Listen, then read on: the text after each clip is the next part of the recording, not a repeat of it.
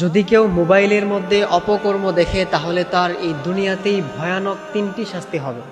আল্লাহ তাআলা তাকে এই দুনিয়াতেই এই ভয়ানক তিনটি শাস্তি দিবেন যদি কেউ মোবাইলের মধ্যে অপকর্ম দেখে। এখন এটা বলা চলে 95% আমাদের সমাজে 95% মানুষ যারা ফোনটাকে খারাপ কাজে বেশি ইউজ করে, ভালো কাজে মানে হাতে গুনে দেখা যাবে হয়তো 5% মানুষ যারা ফোনটাকে ভালো কাজে বা মানে কাজের জন্য, একান্ত কাজের জন্য ইউজ করে। এছাড়া 95%, এটাও মনে হয় ভুল হবে, 99%ই বলা চলে যে এরা ফোনটাকে খারাপ কাজের জন্য ইউজ করে, ভালো কাজের জন্য ইউজ করে না। মনে রাখবেন, আপনি যদি আপনার ফোনকে খারাপ কাজের জন্য ইউজ করেন, আপনি যদি আপনার ফোনের মাধ্যমে আপনি অপকর্ম দেখেন, তাহলে আল্লাহ তাআলা কিন্তু আপনাকে দুনিয়াতে ভয়ানক তিনটি শাস্তি দেবেন যা আপনি কল্পনাও করতে পারবেন না। আমরা এখন দেখতে পাই যুবক থেকে শুরু করে একদম বৃদ্ধ পর্যন্ত, ছোট বাচ্চা থেকে শুরু করে একদম যুবক থেকে একদম বৃদ্ধা পর্যন্ত প্রত্যেকটা ছেলে মেয়ে ফোনটাকে খারাপ কাজের জন্য ইউজ করে।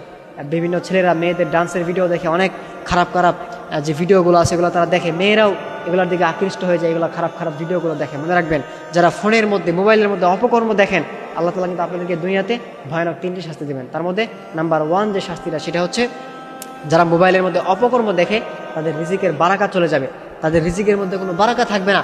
আপনি হয়তোবা কোটি টাকা ইনকাম করেন মাসে, কিন্তু মনে রাখবেন দিন শেষে আপনি লুজার। আপনি অনেক টাকা ইনকাম করেন, আপনি মাসে লাখ টাকা, আপনি কোটি টাকা ইনকাম করেন, কিন্তু মাথায় রাখবেন আপনি দিন শেষে আপনি লুজার থাকবেন। আপনি কখনো প্রফিটেবল একজন মানুষ হতে পারবেন না, আপনি দিন শেষে লুজারই থেকে যাবেন। কেননা আপনি যদি ফোনের মধ্যে অপকর্ম দেখেন, মোবাইলের মধ্যে অপকর্ম ভিডিও দেখেন, তাহলে আল্লাহ তাআলা কখনো আপনার রিজিকের মধ্যে বারাকা দিবেন না। আপনি দেখবেন যে দিক দিয়ে টাকা নিয়ে আসবেন, ওই দিক দিয়ে আল্লাহ তাআলা আবার নিয়ে নেবেন, আপনার রিজিকের মধ্যে কোনো বারাকা থাকবে না। আপনি দিন শেষে ঋণের মধ্যে পড়ে যাবেন, আপনি বিপদগ্রস্ত হয়ে যাবেন। এই জন্য অবশ্যই যারা ফোনের মধ্যে অপকর্ম দেখেন, মাথায় রাখবেন আপনাদের কিন্তু রিজিকের মধ্যে বারাকা থাকবে না।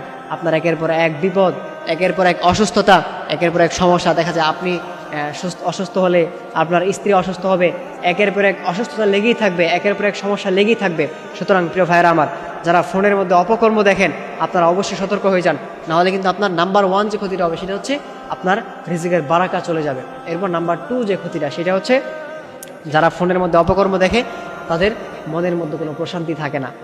দেখবেন তার সব আছে, তার বাড়ি গাড়ি টাকা পয়সা কোনো কিছুর অভাব নাই, তার অনেক টাকা পয়সা আছে, অনেক অর্থ সম্পদ আছে, কিন্তু তার মনের মধ্যে কোনো প্রশান্তি নাই, মনের মধ্যে কোনো শান্তি নাই। 0% শান্তিও তার মনের মধ্যে আপনি খুঁজে পাবেন না। তার একের পর এক হতাশা, একের পর এক ডিপ্রেশন, একের পর এক মানসিক চাপ তার মধ্যে লেগেই থাকে। এই জন্য যারা ফোনের মধ্যে অপকর্ম দেখেন, মনে রাখবেন কখনো মানসিক শান্তি পাবেন না। আল্লাহ তাআলা আপনাকে সবসময় মানসিক অশান্তির মধ্যে রেখে দিবেন। এটা হচ্ছে নাম্বার 2। নাম্বার 3 লাস্ট যেটা, সেটা হচ্ছে আপনি যদি ফোনের মধ্যে অপকর্ম দেখেন, তাহলে যদি আপনি ছেলে হয়ে থাকেন, তাহলে আপনার স্ত্রীকে আপনার ভালো লাগবে না। এতে করে দেখা যায় এটা অশান্তি সৃষ্টি হবে, এক পর্যায়ে ডিভোর্সের পর্যায়ে চলে যাবে, সংসারটা নষ্ট হয়ে যাবে।